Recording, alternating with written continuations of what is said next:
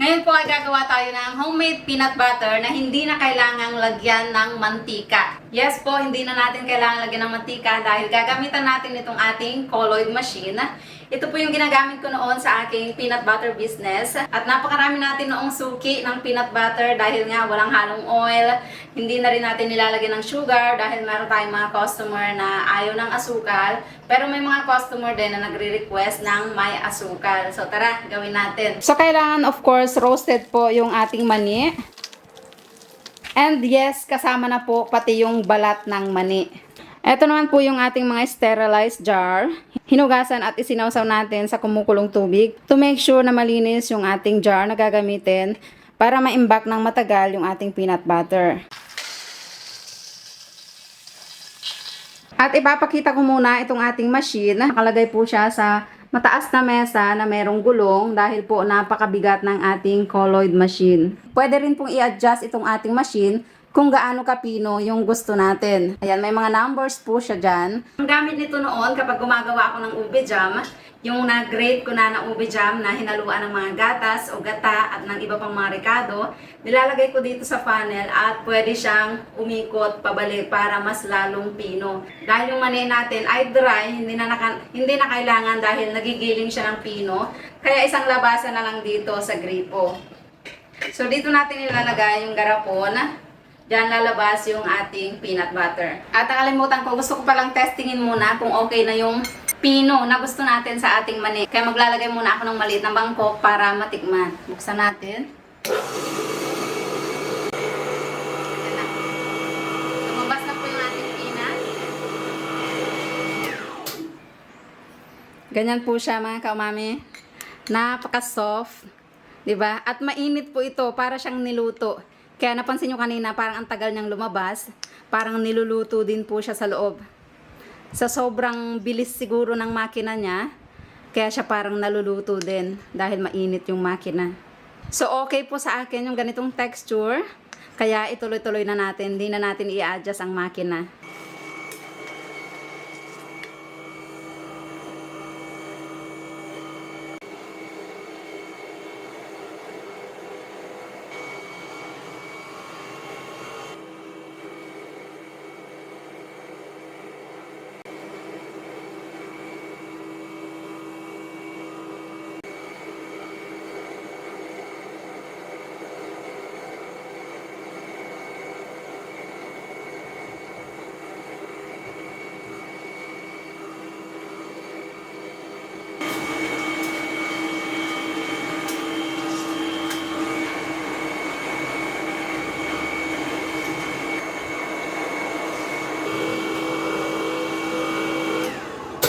So ayan, kapag malapit na mapuno, papatayin na natin yung makina para hindi umawas. Ito na ang ating pangalawang bote. Napakainit po niya mga kaumami. Halos hindi mo mahawakan, parang galing sa microwave.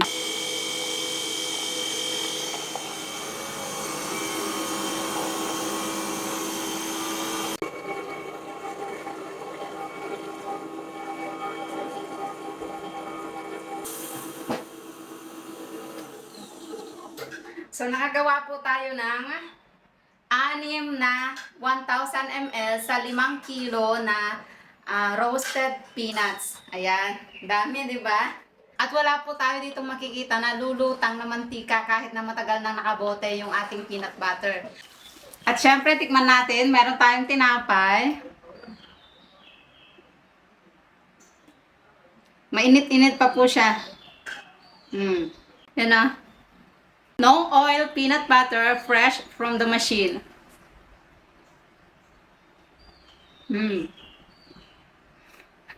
Ang sarap. Lasang-lasa mo yung mani at napakabango.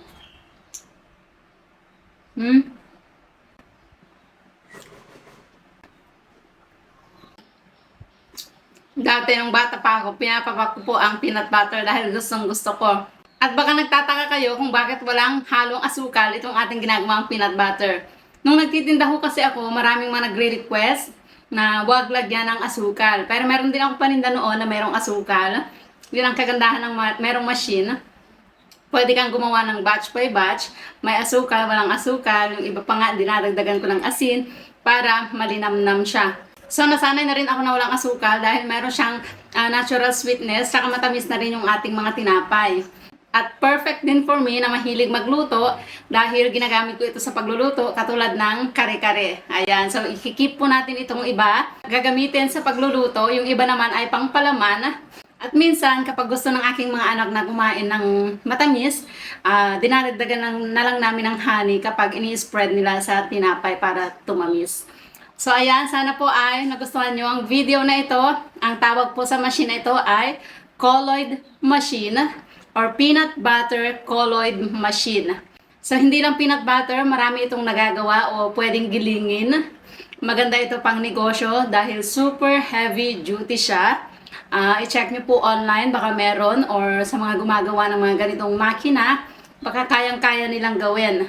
So, nabili po namin ito dito sa Thailand, siguro 6 to 7 years ago, noong nagtitinda pa ako. Nabili namin ito around 26,000 baht.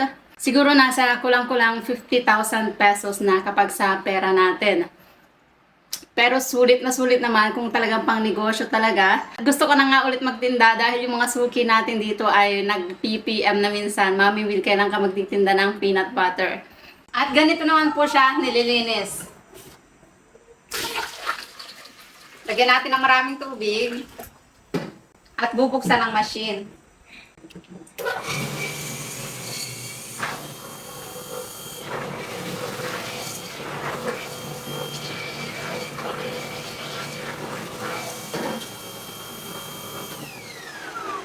Ginagawa ko ito ng maraming beses at nilalagyan din ng sabon para mawala yung oil niya. At yung last na hugas ay yung kumukulong tubig.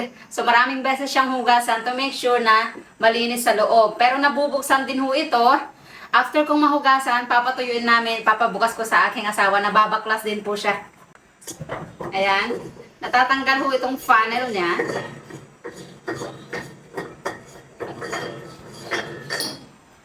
Tsaka natin huhugasan. Pati ho ito natatanggal.